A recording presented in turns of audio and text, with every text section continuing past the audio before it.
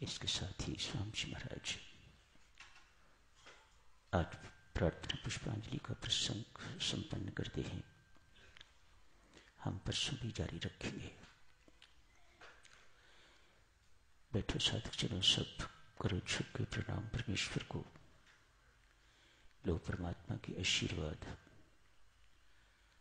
सब बैठ जाओ, सीधे होके आंख बंद कर लो।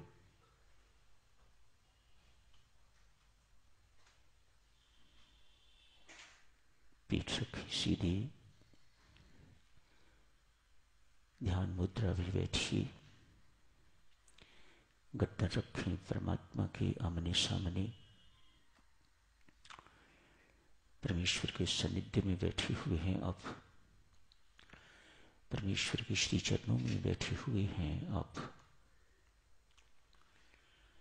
प्रार्थना का अर्थ मात्र इतना ही नहीं है कि जब कुछ मांगना होता है उसे ही प्रार्थना कहा जाता है। परमात्मा की सेवा में कुछ भी निवेदन किया जाए, पूजा करने को भी, उपासना करने को भी प्रार्थना कहा जाता है। अमुक व्यक्ति प्रार्थना के कमरे में बैठे हुए हैं, प्रार्थना कर रहे हैं। दो अर्थ हो सकते हैं। एक तो ये कुछ परमात्मा से निवेदन करना चाह रहे हैं, स्तुति पूजा कर रहे हैं, उपासना कर रहे हैं। दूसरा अर्थ ये भी होता है अपने लिए औरों के लिए कुछ मांग रहे हैं, कुछ याचना कर रहे हैं। ये भी अर्थ है प्रार्थना का। कल आप जी से अर्ज की थी, शुद्ध हृदय से निकली प्रार्थना ही प्रार्थना है। शेष की सुनवाई नहीं होती, सुन लेता है परमात्मा, करता कुछ नहीं। पुकार हृदय से निकलनी चाहिए, शुद्ध अंतःकरण से निकलनी चाहिए। इसलिए प्रत्येक प्रार्थी को पहले अपने अंतःकरण को शुद्ध करने के लिए प्रार्थना करनी चाहिए, इससे पहले कि वह दूसरों के लिए प्रार्थना करनी शुरू करे। दूसरों को इससे कोई विशेष लाभ नहीं होता। हो सकता है उसका अपना उत्थान हो रहा हो,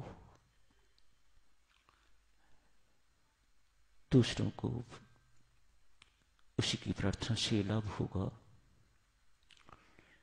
जिसने अपना अंतःकरण, अपना हृदय बिल्कुल मल रहित कर लिया हुआ है, शुद्ध कर लिया हुआ है, पवित्र कर लिया हुआ है। जिनके अंदर तरह तरह की अग्नियां जल रही हैं, वे दूसरों के लिए शीतलता कैसे मांगेंगे? वे स्वयं ही शीतल नहीं है, स्वयं ही शांत नहीं है।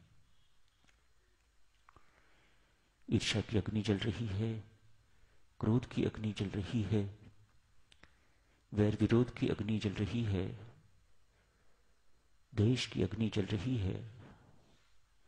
इतनी सारी अग्नियां जल रही हों, वहां शीतलता कहां से होगी? इन अग्नियों को बुझाने की चेष्टा कीजिए, याचना कीजिएगा परमात्मा के आगे। परमात्मा, ऊपर से इंसान बना हुआ हूं, भीतर से जल के राख हो रहा हूं, भीतर मेरा किसी काम का नहीं रह रहा इन अग्नियों के कारण। ये अग्नियां मुझे भीतर ही भीतर झुलस रही हैं, मुझे खाई जा रही हैं, मुझे खत्म करे जा रही हैं। मेरा अस्तित्व ही खत्म ना कहीं हो जाए। अंतःकरण को शुद्ध करने के लिए, मन के निर्मलीकरण के लिए, दुर्विचारों से रहित होने के लिए, दुर्बलताओं से रहित होने के लिए प्रार्थना एक अमोघ यंत्र है साधकजनों। इसका हमें प्रयोग करना चाहिए। भक्ति मार्ग में प्रार्थना से ही साधना सिद्ध होती है। प्रार्थना बहुत अमूल्य है साधकजनों। जब अंतःकरण शुद्ध हो जाता है, हृदय की तार परमात्मा से सदा जुड़ी रहती है, तब व्यक्ति को विशेष जगह पर भी बैठने की जरूरत नहीं पड़ती। तार तो राम से हर वक्त जुड़ी है। जहां आंख बंद करी, जहां प्रार्थना की आवश्यकता हुई, वहीं प्रार्थना करती परमात्मा तक पहुंचती है। भाषा द्वारा, शब्दों द्वारा की हुई प्रार्थना साधकजनों यदि रूखी है तो परमात्मा तक पहुंचने में अनंत बाधाएं हैं। आंसुओं से सिक्त प्रार्थना, आंसुओं से भिगोई हुई प्रार्थना सीधी परमात्मा के हृदय में प्रवेश करती है। इधर आप रोते हो तो उधर वह रोता है, इसमें तनिक भी संदेह नहीं है। जब वह किसी के लिए भी रोता है तो उसे कभी जिंदगी भर फिर रोना नहीं पड़ता। मानो उसके जिंदगी भर जो उसके आंसू बहाने थे, सारे के सारे परमात्मा ने पी लिए। प्रार्थना का प्रभाव अपनी जिंदगी में, दूसरों की जिंदगी में साधकजनों बहुत है। कहावत है ना, जो किसी अन्य ढंग से अचीव नहीं हो सकता वह प्रार्थना से प्राप्त किया जा सकता है। प्रार्थना में बहुत बल है। हां, कभी बच्चा अनजाने में ऐसी चीजें भी मांग लेता है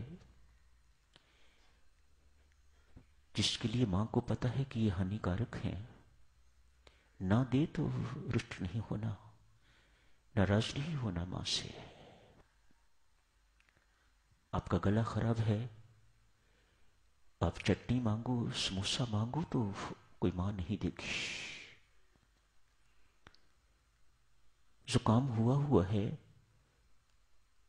आप कुछ ऐसी चीजें मांगो मां से जो जुकाम को और बिगाड़ दे। निमोनिया होने की शंका हो मां को तो वह वस्तु मां कभी नहीं देगी बच्चे को। अपने लिए, औरों के लिए यदि कभी प्रार्थना स्वीकार न हो तो कभी निराश हताश नहीं होना, कभी रुष्ट नहीं होना, कभी उलाहना नहीं देना। जो राम तेरी इच्छा। मैं तो एक प्रार्थी हूं, मैं तो एक याचक हूं, मैं तो मात्र एक कागज का पुर्जा आपके चरणों में रखने वाला हूं। मानना ना मानना वह तो आपकी इच्छा है। आप जानते हो क्या देने योग्य है, कहां देने योग्य है, कब देने योग्य है, देने योग्य है भी कि नहीं। हमारा मात्र हमारी अपनी बुद्धि के अनुसार एक कागज छोटा सा लिख के तो आपके श्री चरणों में फरियाद रख देते हैं। मानना ना मानना परमात्मा ये तेरे अधीन है। हम तो ये मान के चलते हैं तो सर्वसमर्थ है, सब कुछ कर सकता